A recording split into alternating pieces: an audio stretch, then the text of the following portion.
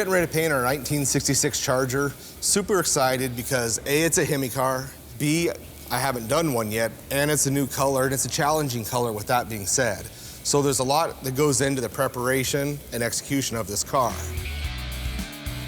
See, I've seen this movie before. This is where Will comes in at the last minute, takes full credit for this car's resurrection back to life because he painted it, right? It ain't just about the paint. The paint's the easy part. You walk in and you gun it for a couple of hours. It's all the work that it took to get it where it's at. They're coming to get you, Barbara. Buried deep in the Pacific Northwest, one team in Springfield, Oregon, takes on the impossible, finding dead Mopar muscle and bringing it back from the grave. Award-winning Master of Mopar, Mark Worman, his cousin Doug, his daughter Alyssa, his best friend Royal, his painter Will, and the rest of the GYC ghouls are restoring, resurrecting,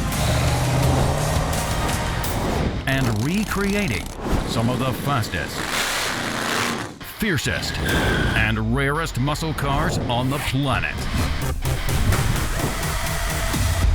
This is Graveyard Carz.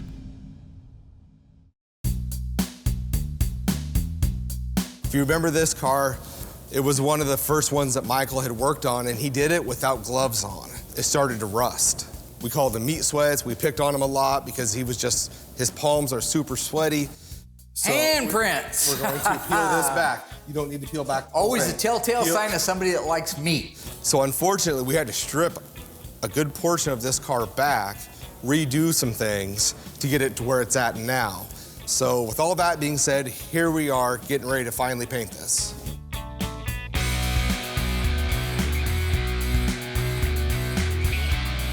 I am really excited to see our 66 Charger moving forward to paint right now because it's been with us a long time, too long, in fact. I bought it for a different client up in Canada and then resold it to another client that we're doing cars for now.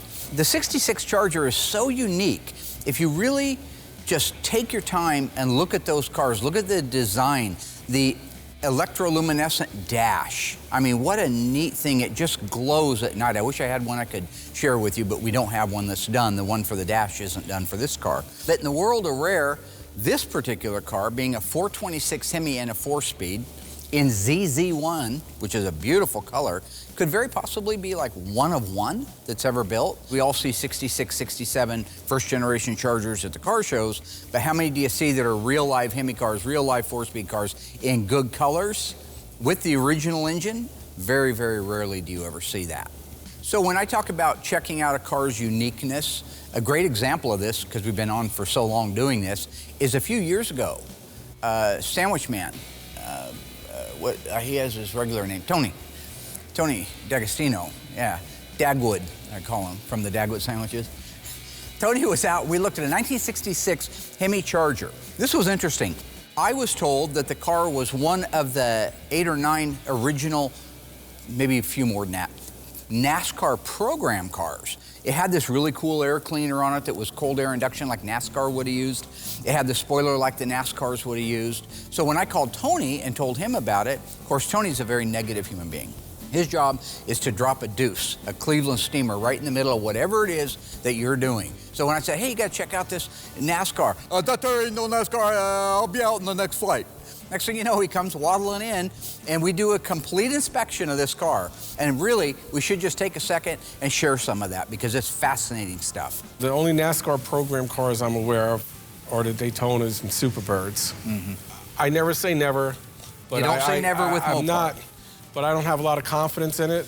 Okay. This right next to us. The spoiler, that's NASCAR only, right? That is definitely a NASCAR-inspired spoiler. Right, that's definitely NASCAR-inspired, and believe it or not, this was, these came with a handful of these first-generation Hemi Chargers only. It wasn't installed on the assembly line. It was installed at the dealership. It came with the car, but not installed on the assembly line. But it came in the trunk of the car? Yes, like the headers on the D-Barracudas and stuff? Right, like the D-Barracudas, the headers were with the car. See, I didn't know that. Again, you're a little sharper on this older stuff. My opinion, the car left Chrysler as a factory NASCAR program car. I will find out. Granted, the jury's still out. There's no absolute 100%. There's no 2,000%. But when there is, you'll be the... 5%. There's no percent. Okay, your eyes just keep getting bigger, so I don't know what that is. This car is a super challenging car to paint because it's a very light metallic, meaning the preparation of this car needs to be perfect, finished off great so you have no sand scratches. Second problem with this, it's a super transparent color.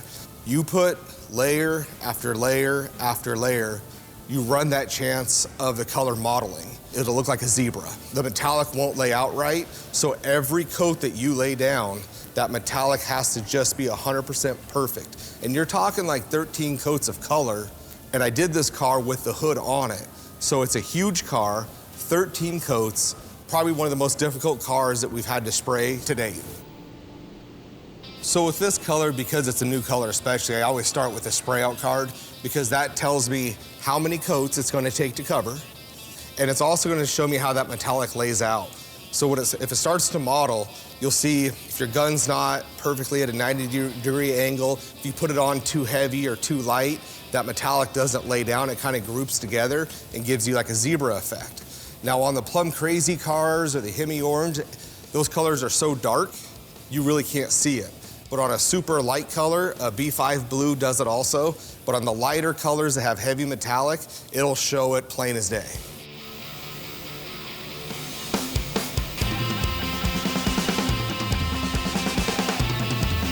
So before I even start my color, I do 2 coats of sealer. And here are the reasons why. First one is just to ensure that all my 600 grit scratches are filled with that second coat of sealer. Secondly, the car has some of the pre-paint on it, has some primer on it, so I like to seal it and get it all one consistent color, and that way it makes it a lot easier. Being I like to share the whole story, not just take the credit for when something comes out beautiful like Will does, I'll tell you this car had problems. It was overall a good, solid-bodied car. It was actually original paint when I got it.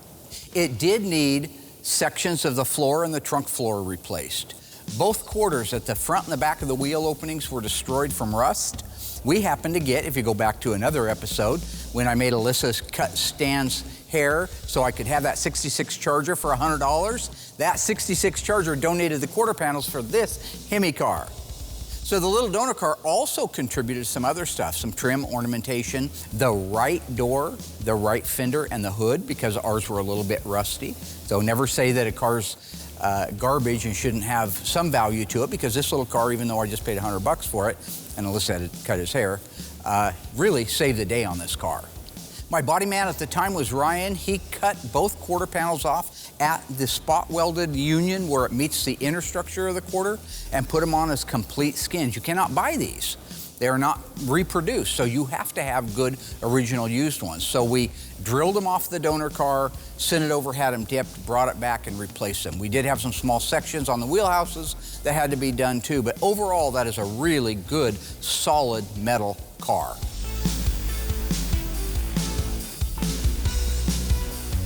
You know, Mark loves, and everybody at home, you guys all know this, he loves to take the credit for everything. But what it comes down to is when these cars are done, people see them at shows, they know that I'm the one that painted it. You know, when you think of the Sistine Chapel and who built it, no, you think of, hey, Michelangelo painted it. So I kind of run that same reference, me, Michelangelo. I mean, I'm not saying that skill set's there like that, but you get the point.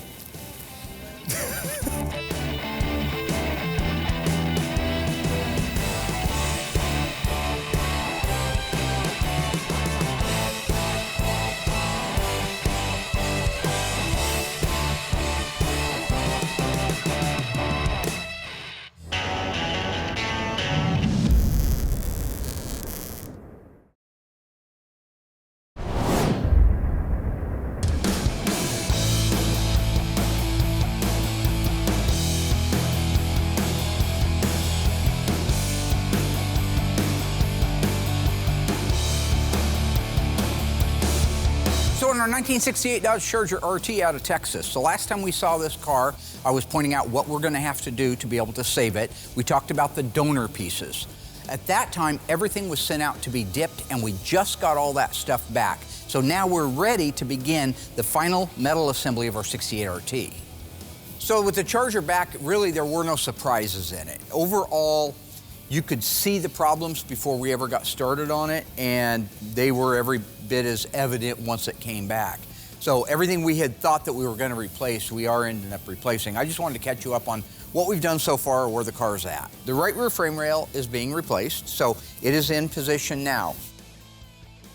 He's got it welded at the under seat pan area, but loose at the back. That's because we were waiting for some rear body panel parts to show up, such as the rear valance and the rear body panel itself, before we can weld in this section. This frame rail is really good. So all we had to do is put POR 15, which is a metal treatment, inside of the frame rail. The outside, you can see, is good solid stuff. So we're gonna be good there.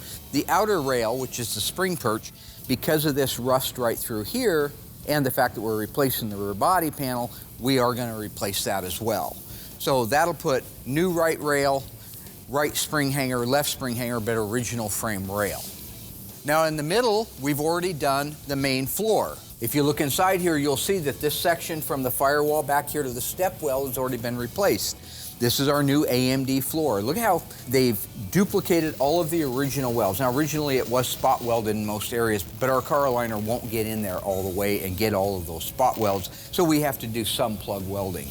But these are all basically on the same exact center that the factory welded them up. So that's why when you look at that from the top down, it just looks sanitary. In a perfect world, I'll tell you, I would love to get a Marty McFly time machine, go back to when the manufacturer was done with their equipment and have bought it all, like their welders and their jigs for lowering the cars and raising the engines.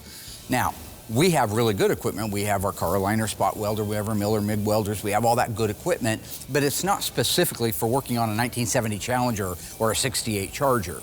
So what we have to do is a combination of both. We use our spot welder when we have access to it. We have a 3-foot long extension, so we can go in quite a ways and do spot welding. So when you watch him putting that panel in, you'll see a combination of spot welding and MIG welding.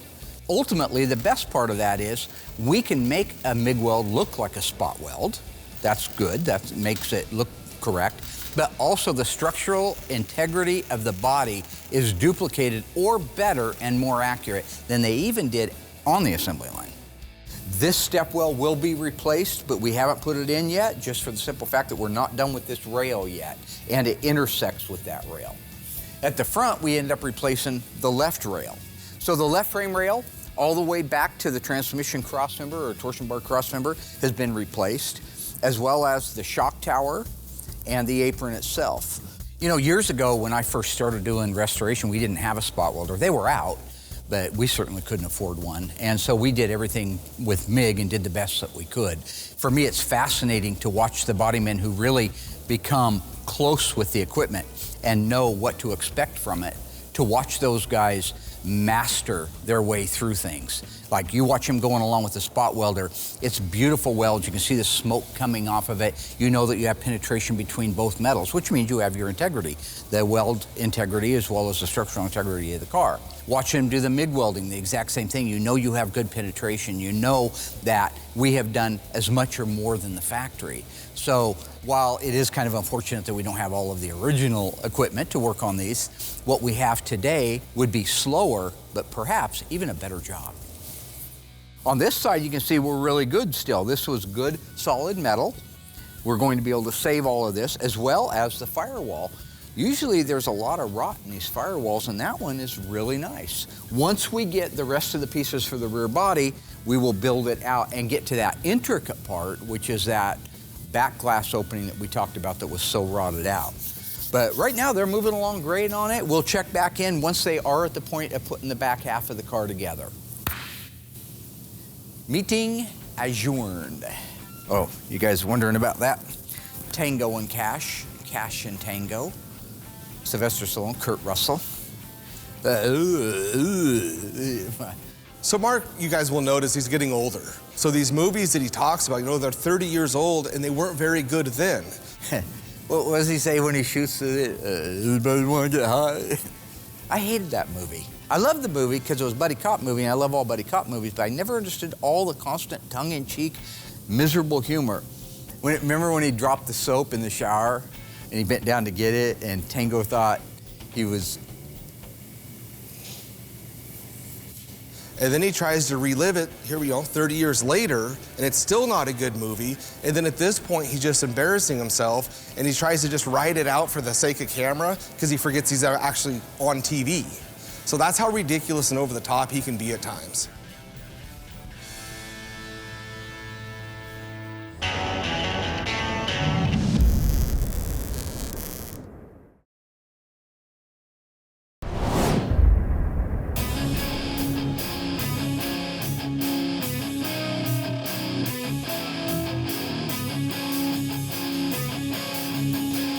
So in this car, everyone does their thing differently. Just for me, I set the booth at 70 degrees. I use an 885 reducer. That dries at 85 degrees, otherwise it takes a little bit longer.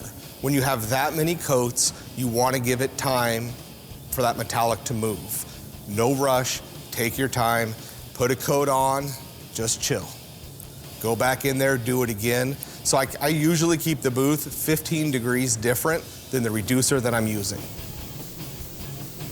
I use my new SATA, it's a 5500 gun with the 1.4 tip. It atomizes great, it lays the product down perfectly, and I actually use my clear gun for color on this one. There's certain guns you want to use for certain things, and when it came to this one, I wanted a 1.4 tip, and I just went ahead and colored and clear with that gun.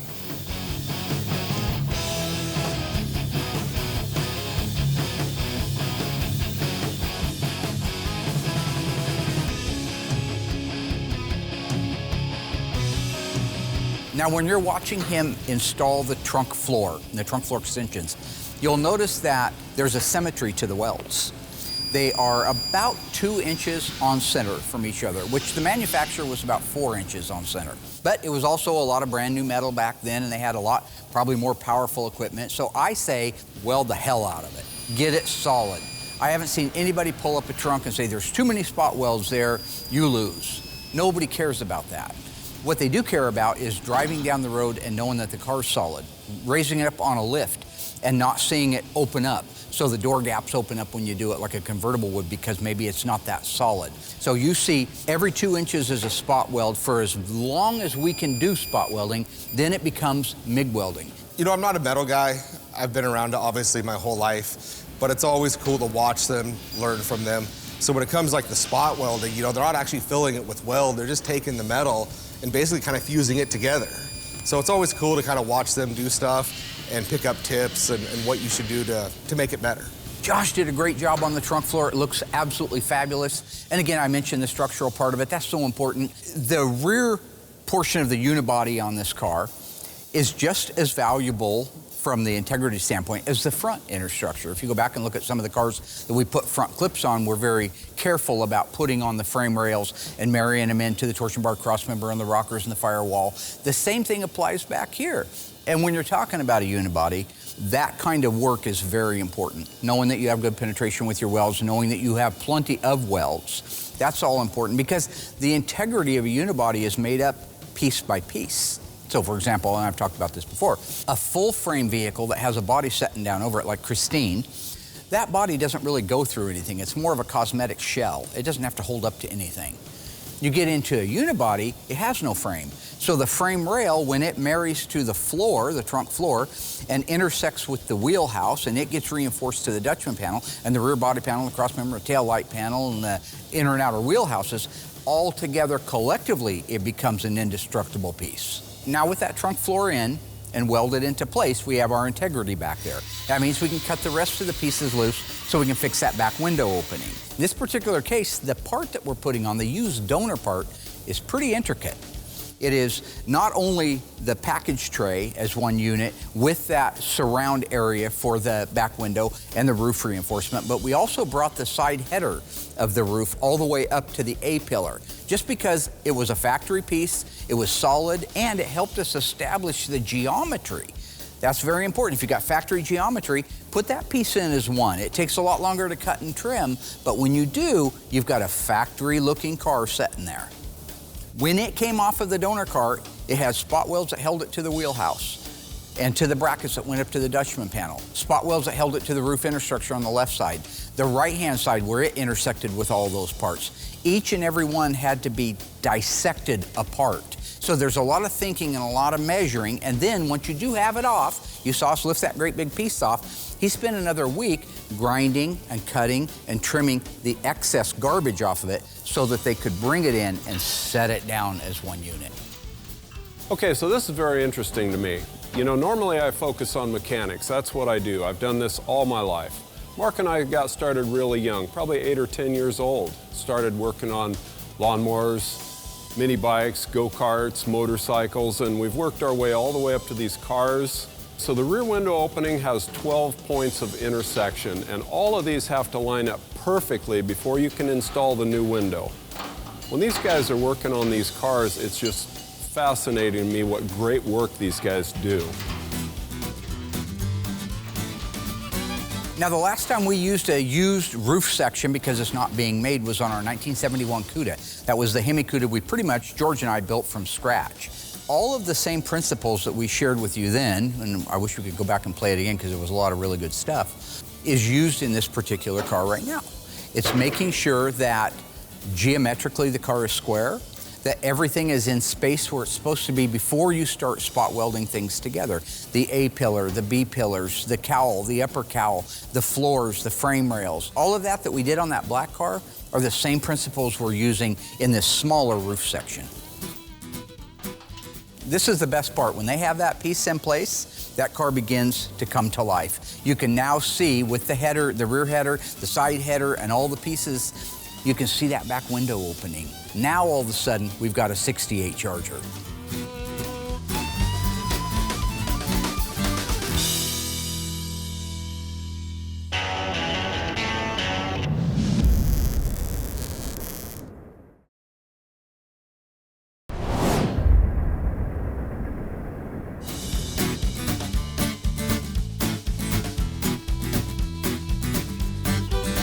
I use the DCU 2002. It's a great clear, it's thick, it really doesn't move much. It's got a great shine, cut and buffs phenomenally. I do 3 coats, some people do 4, but on that you can do 3 coats, still cut and buff and have plenty of material left.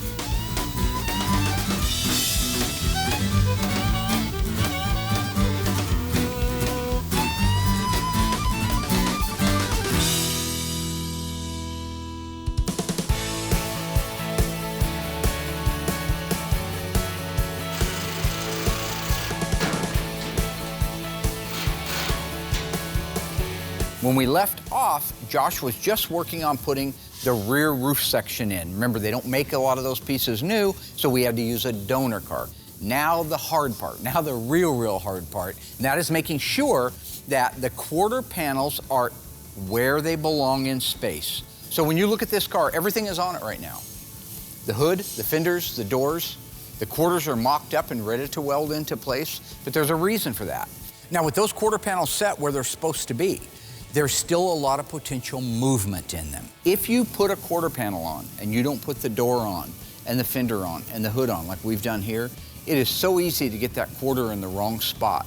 If you get it in the wrong spot, you're either gonna cut it apart and re-weld it, or you're gonna make lines out of mud that you shouldn't have to make, or you're gonna pie cut corners and make openings fit that you shouldn't have to.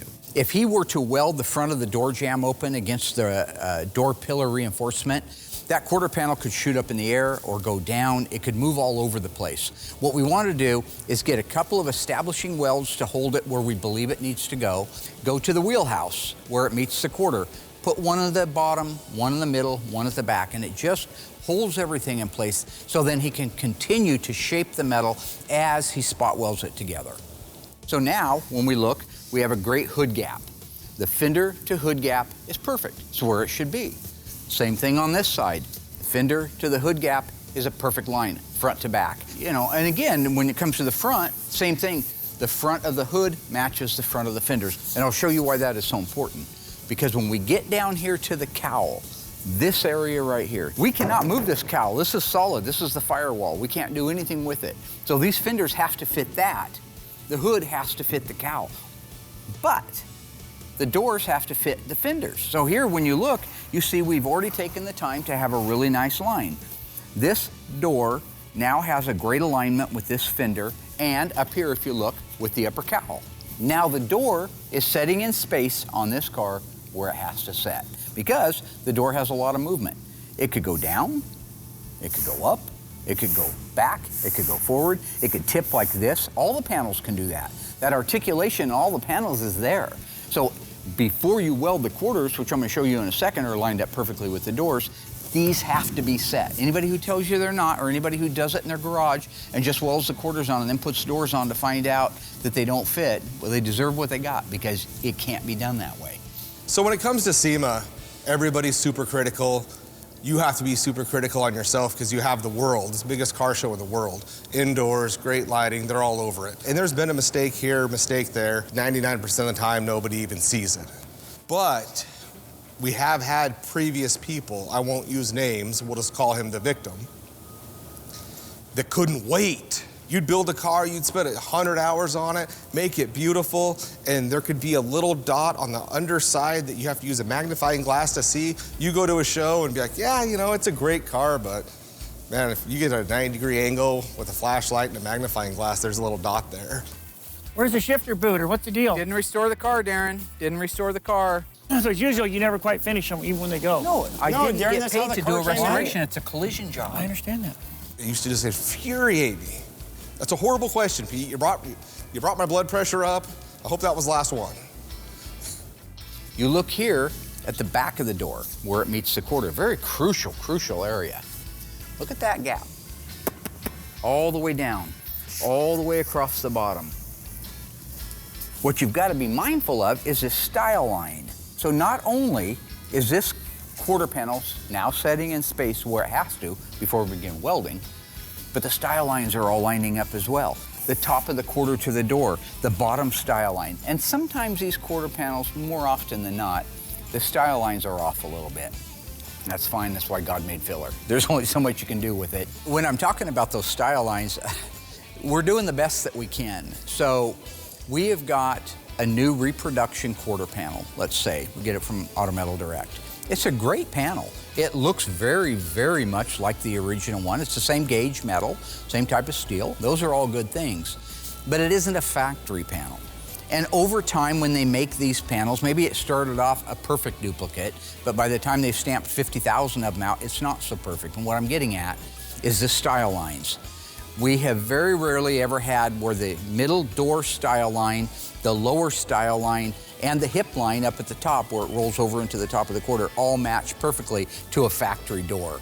Oftentimes, we do the best, we split the difference, make sure you have your door gap and the top of your door set and the opening at the bottom of the rocker set. Once all those are done, you can just build the rest of it out of mud if you need to. At this point, it is literally ready for the weld on from the front standpoint. I'll show you the back standpoint. So the same thing applies on the back of the car. There's a lot of things to consider when you're aligning the sheet metal. Now, one thing you don't see on here is the trunk lid. He has already fit the trunk lid, and he believes right now that the quarters and the rear body panel and the drain troughs are in space where they belong. But if the body man were to start welding at the front of the quarter and weld it solid, and then come back and weld the wheelhouse solid, and then start welding in the rear body panel solid, all of your movements, all of your chances of doing anything go away. And metal moves. Everybody knows that metal moves when you weld it. This thing could move quite a bit. I built unique racks, we call them frame jigs, that have predetermined locations in them for all of the holes, the alignment holes in the frame rails of these unibodies. So we can't get it wrong. We can't get, as far as the structural part of it, as far as the frame rails, X, Y, and Z, length, width, and height. They're all established. Once you have that frame rail down and into place, you still have a rear body panel and a quarter panel and wheelhouses that have nothing to do with the frame jig. How high you set them, how low you set them, side to side. Those are all the areas that you have to be so crucial with all your measurements. Go out and measure an original car. Those corners for the rear valance extensions, those are miserable from the factory. Look at half a dozen cars, they fit terrible. They're up like this, those are factory. We take our time and try to make them fit better. Same thing for the rear valance, same thing for how those quarter panels go on. All of that has nothing to do with the frame jig. That's up to the technician installing them. So what he wants to do is start up here at the front, at this door opening right here, and do a couple of welds to hold it in place. All the provisions have been made, the plug welds are made.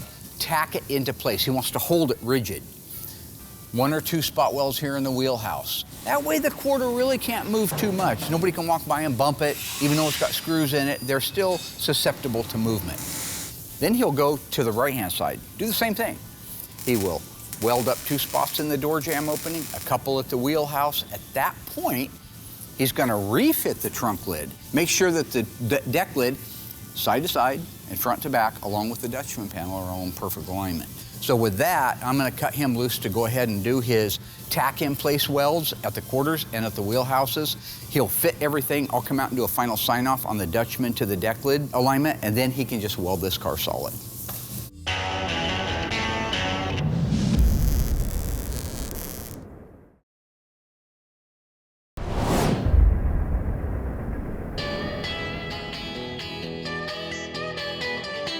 All right, so on our little 68 Charger, he has everything fit the way that it's supposed to. The Dutchman panel, if you look at the gap between the trunk, this is better than they are from the factory, by the way, much better. Very even gap from side to side, but if you stand up high and you look down on it, you may see that there's a little taper here in this corner and that corner. That's not because of our fitment, it's because of the replacement Dutchman panel. Needs a little bit of metal work when we're all done before we send this car over to mud.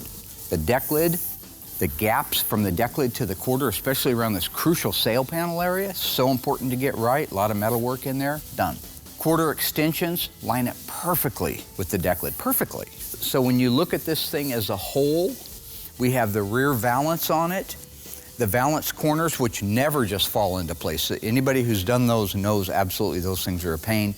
He has fit them to perfection. So we are literally at the point now where I'm gonna cut him loose to go ahead and weld everything up solid, grind it down, treat it, make sure it's all ready to move to the next stage. Then the last thing he'll put on is our roof skin. Which one's my spike camera? Which one's my love-making camera? Jeffrey. It's me, it's Mark. Warman, ice tray, ice man, ice pick, ice shavings, ice baby, vanilla ice hole. And here we go again.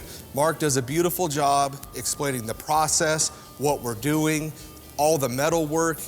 Love it. And he goes into this ice tray and ice cubes and ice machine and ice water. What does it mean? Ice tray? I'm over the ice tray thing. Just Mark's a great name. Mark Gregory Warman. That actually sounds like a good name. Should stick with it.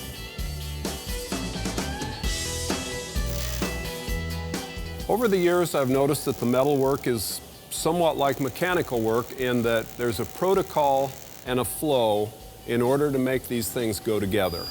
I've learned over the years that a system like ours is in place because we've learned from the school of hard knocks. I know I sure have.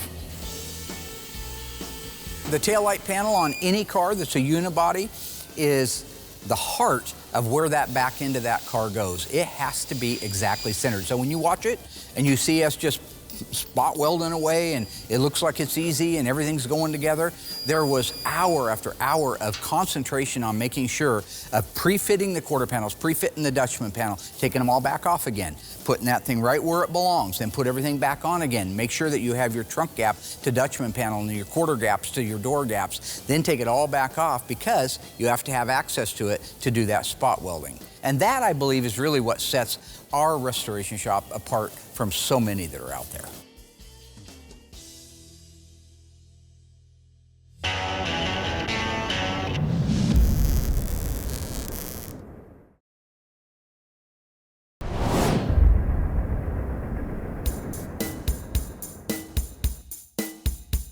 Once the paintwork's all done, give it a week, give it a nice cut and buff. It's great because I have Noah that just jumps right on them. We start with a stick at 800, 1200, 1500, 2000, 3000. That way it makes the buffing process a little bit quicker. We start with the block because it just makes it a little bit flatter. 3M has a great setup, and it's very simple. They have their compounds 1, 2, and 3. Their pads are the same color as the compound. So he just steps it through 1, 2, and 3. So after the buffing's done, you look at it, the car looks like a sheet of glass. Whether I did it or Noah has done it, it's awesome. Take it outside and give it a thorough wash. All the compound, all the dirt, get it nice and clean, roll it back into the booth, mask the whole car up, and do about 2 good coats of undercoating. I don't like to do too much because I don't want to bury work, because when you get too much, people think, what are they hiding? So I don't do it quite like factory. 2 coats where it still does its job. People will look underneath there and say, wow, look at the nice welds, look at the gaps, look how the floor pans are laying. It's not all beat to crap. Get that completely done. And then at that point, I'll try to get it right over to assembly, but we like to let it sit like a week over there and fully air out. It's a very smelly product. Then at that point, we can take it off the whirly jig, put it on the bin pack, and it's ready for assembly. And once it goes over to assembly, that's another car that's out of our department, which is a huge help, and that's that much closer to getting back to the customer.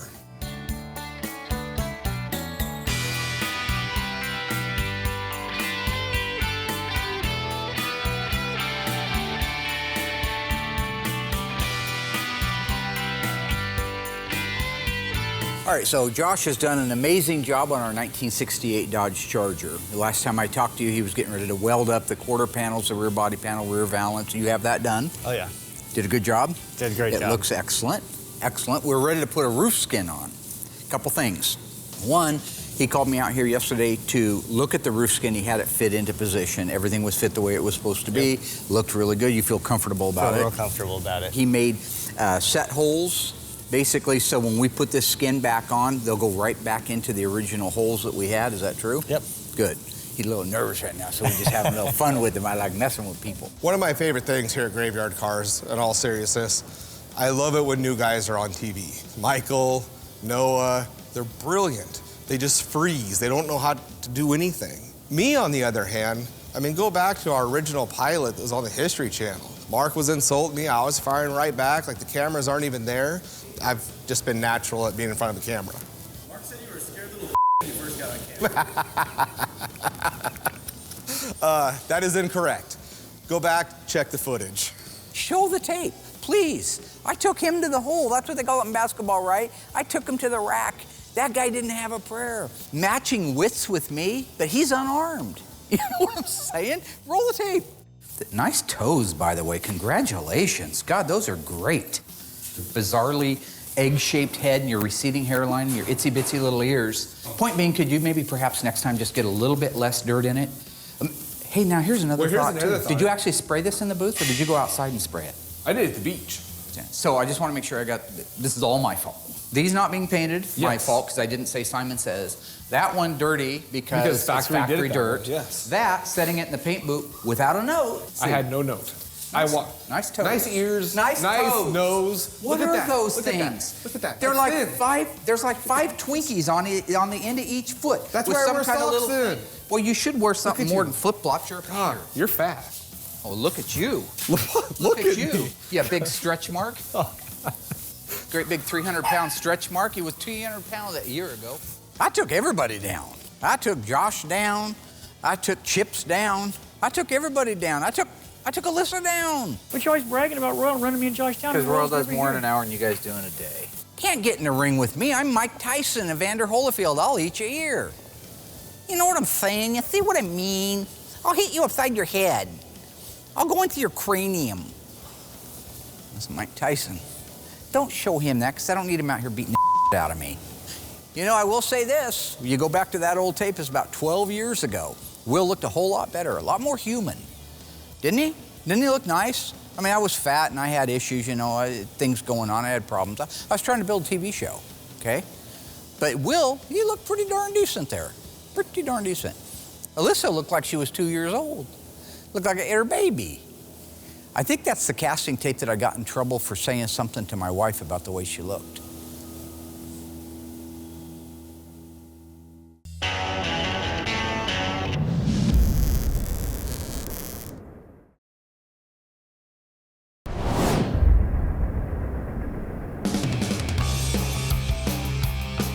So back in the day, factory would seam seal the crossbows to the roof. That prevents it from kind of oil canning, being super flimsy. Over the years, we kind of find ways what works great, what doesn't. We found a great urethane seam sealer. It adheres phenomenally. So we put that in between those crossbows and the roof skin, hold it down nice and tight, so that way when it goes out to the mudroom for the body work, it's not jumping all over the place. They have a nice solid skin to do their body work to. Okay, looking good, buddy. Let's hop down and grab us a roof skin. Do the do. We can talk about the structural integrity. We can talk about all the panels. All that stuff's important, but really when you see a roof skin going on a car that had no roof skin, that had no back window opening, that had no quarter panels, that had no roof floors, that had no rails, this is really the most rewarding part for me. This is the part that makes graveyard cars fun for me, and it's what makes that 68 Charger come to life. For those of you who are sitting at home admiring this job, pay close attention when they pull wide on that car. The symmetry of the spot welds and the cuts on the right and the left side. It looks like you put a mirror right down the middle. That is what takes skill, and that is what takes years to dial in. So like all these cars that have any bare metal, whether they just come back from the dipper or if it's little breakthroughs before a paint job, I always spray a little DP90 on them because sealer paint won't stick to bare metal.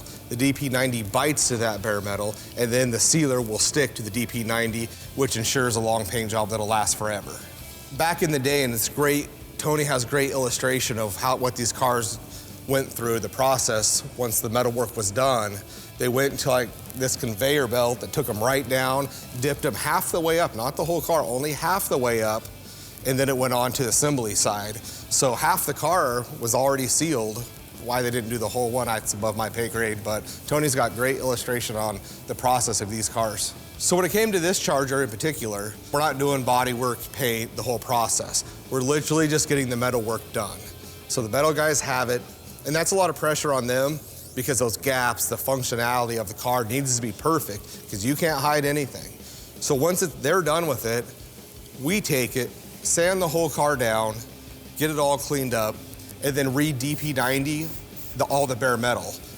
So that way they're getting a nice, sanitary, clean car that's ready for them to take over on the next steps. When these cars come back from the dipper, it is great because they're spotless. The downfall is there's so many nooks and crannies that you have to get. You know, we have those wands that go inside all the frame rails, everything that you can't reach, because inside the frame rails, bare metal now too, and you got to treat that. So we put like a cavity wax through all the seals. Otherwise, it's just down the road, it's gonna get washed, and it'll start dripping rust out of small areas. The second generation Charger, 68 to 70, is without a doubt one of the most collectible cars in the world today. It was one of the sexiest cars in the world when it came out. It isn't just the sleek design of it, it's everything. But maybe the single most talked about feature on the 68 to 70 Charger is the roofline. That fast top. Dodge calls it a fast top. Very race car inspired design. The flip top gas cap, the NASCAR style gas cap that sets on the top of the quarter panel.